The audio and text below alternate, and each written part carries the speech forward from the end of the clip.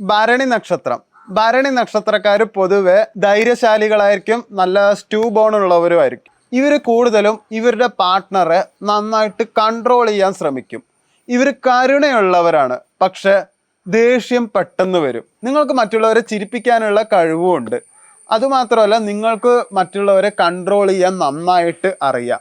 നിങ്ങൾ എന്തായാലും റിലേഷൻഷിപ്പിൽ ഒരു പൊസസീവ് നേച്ചറും ആയിരിക്കും. ഈ കഴിഞ്ഞ ആഗസ്റ്റ് മാസത്തിൽ നിങ്ങൾക്ക് കരിയർ പരമായിട്ട് നല്ല പ്രശ്നം ഉണ്ടായിരുന്നു. കാരണം ഒരു ജോബ് ചേഞ്ച് ചെയ്താലോ എന്ന് നിങ്ങൾ ആലോചിച്ചിട്ടുണ്ടായിരുന്നു, ശ്രമിച്ചിട്ടുണ്ടായിരുന്നു. പക്ഷെ അത് ഡിലേ ആയിട്ടുണ്ടാവും.